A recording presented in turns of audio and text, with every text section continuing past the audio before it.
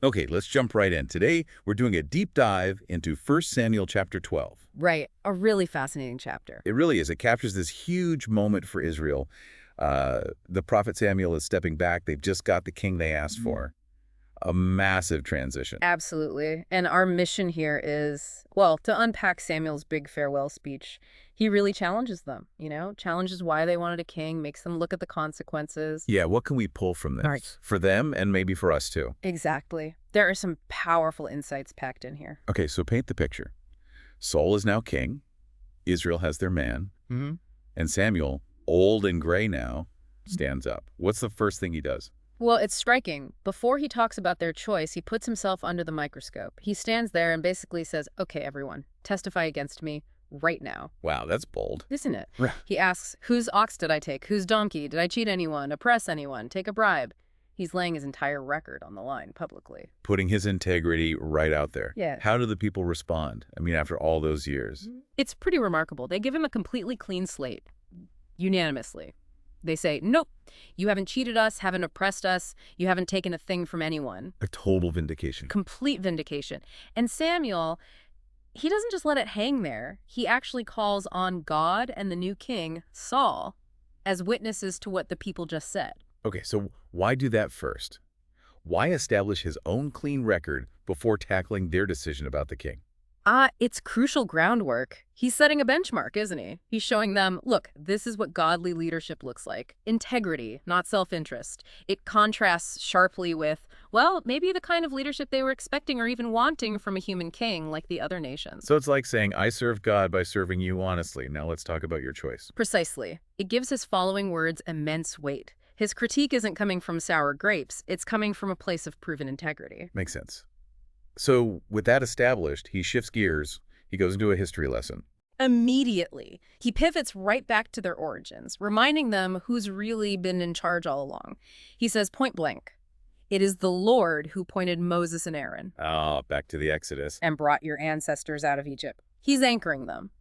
Your existence, your freedom, that's all God's doing, not yours. He's reinforcing that foundation. But he doesn't just stay in the distant past, right? He talks about a pattern. Yeah, and this is where it gets really pointed. He lays out this cycle. God delivers them, they settle in, and then what happens? Let me guess. They forget God. Bingo. They forget the Lord, and the result, trouble. He names Sisera, the Philistines, Moab. Enemies rise up, they get oppressed. So forgetting God leads directly to hardship. And when they were in that trouble, what was their usual reaction? They cried out, they turned back to the Lord, at least temporarily. And Samuel even quotes their typical confession. We've sinned, we've abandoned the Lord, served the Baals and the Ashtoreths. They admitted they'd chased after other gods. They owned up to it when things got bad. Right, they knew they'd messed up. But here's the kicker, despite this repeated cycle of forgetting, sinning, suffering, what did God do every single time? He delivered them. He delivered them consistently. Samuel reminds them, God sent Jerubbaal, that's Gideon, then Barak, Jephthah, and, well, Samuel himself, rescuing them over and over so they could live safely. It's a powerful contrast. God's unwavering faithfulness versus their recurring amnesia and unfaithfulness. Exactly. And he brings that historical pattern right up to the present moment, connecting it directly to their demand for a king. How does he make that connection? He says, essentially, remember when Nahash, the Ammonite king, came against you, that recent threat? That's what prompted their demand. He quotes them saying, no, we must have a king over us. So the threat triggered the demand. Yes, and then Samuel adds the devastating line, even though the Lord your God was your king. Ouch. Okay, that really crystallizes the issue. Because God does grant them a king, Saul. So why does Samuel call their asking for one evil? What was so wrong with the request itself at that specific moment? That's the heart of it, isn't it?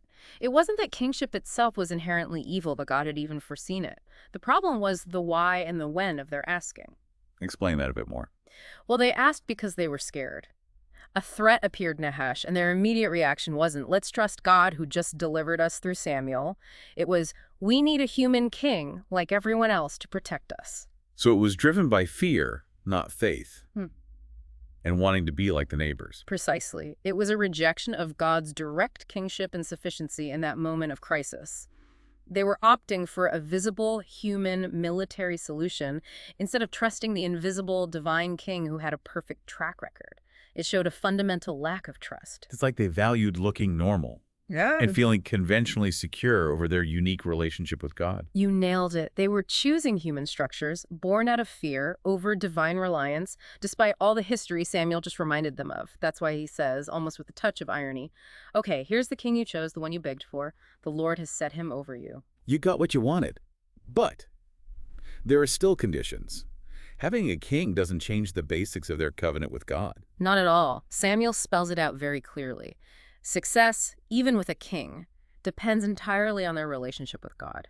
He says, if they and their king fear the Lord, serve him, obey his commands, don't rebel, then things will go well. The king doesn't replace the need for faithfulness. Nope. The king is subject to God just like the people are. And the flip side, the warning. It echoes that history lesson perfectly.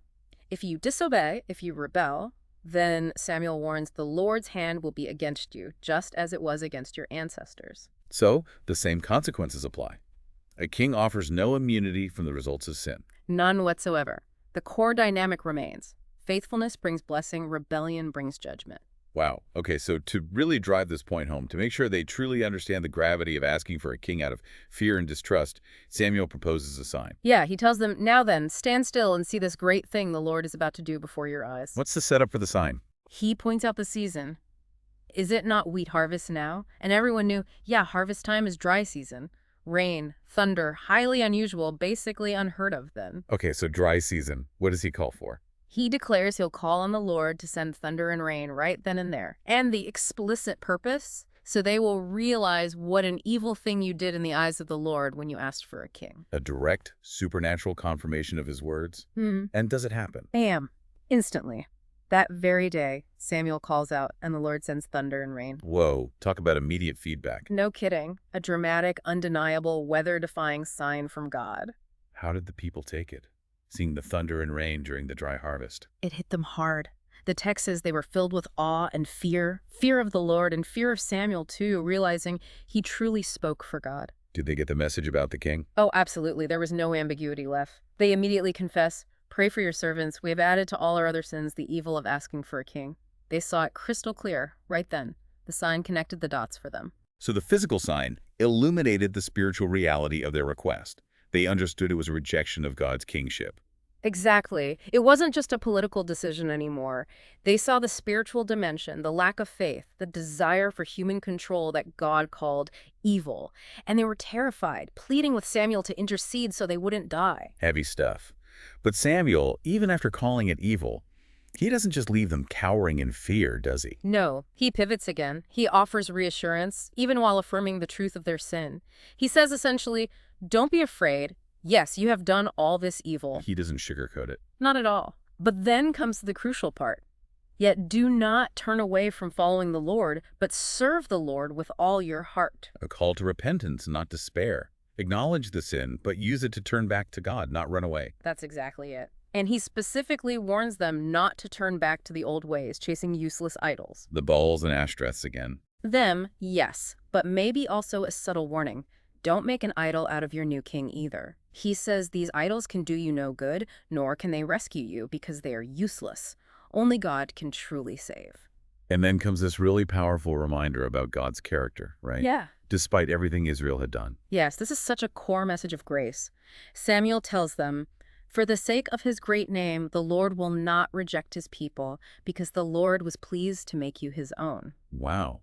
So God's commitment isn't based on their performance? It's based on his own name, his own character, his own pleasure in choosing them. His faithfulness endures even when there's falters. That's a massive reassurance for people who just realize they deeply sinned. And Samuel himself, he doesn't just walk away now that there's a king. He makes a commitment. A really profound one. He says, as for me, far be it from me that I should sin against the Lord by failing to pray for you. He sees prayer, intercession as his ongoing duty to God and them. So his spiritual leadership continues. Yes, and teaching too. He adds, and I will teach you the way that is good and right. He's still their spiritual guide, even if he's not their civil judge anymore. So what's the final takeaway? His last charge to the nation. He wraps it all up. Be sure to fear the Lord and serve him faithfully with all your heart. And the key motivator. Consider what great things he has done for you. Remember God's history with you. Let gratitude fuel your faithfulness. Remember the past faithfulness to inspire present faithfulness? Makes sense. But there's one last warning too, isn't there? Oh yeah, the warning is stark. The final sentence is crystal clear. Yet if you persist in doing evil, both you and your king will be swept away. No exceptions. The king goes down with the people if they choose persistent rebellion. Exactly. The monarchy doesn't change the fundamental rules of their relationship with God. Obedience leads to life. Disobedience leads to being swept away. So, stepping back from this deep dive into 1 Samuel 12, we've seen Samuel hold Israel accountable at this huge turning point. Yeah, highlighting God's incredible consistent faithfulness against their own tendency to forget, to panic, and to look for human solutions like this king they demanded out of fear. And that request, born from wanting to be like everyone else instead of trusting God as their king, was labeled evil, a point driven home by that shocking thunder and rainstorm during the harvest. But it wasn't just judgment. We also saw that incredible reassurance. God sticking with them for his name's sake. And Samuel's promise to keep praying, keep teaching. Grace mixed with the warning. So connecting this to the bigger picture, maybe for you listening, Mm-hmm.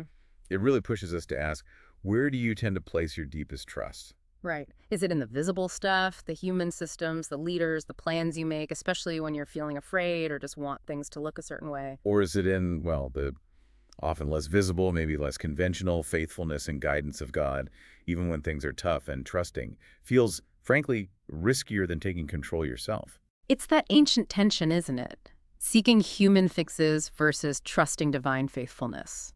It played out dramatically for Israel that day. And maybe, just maybe, it echoes in some of the choices and pressures you face right now. Something to think about.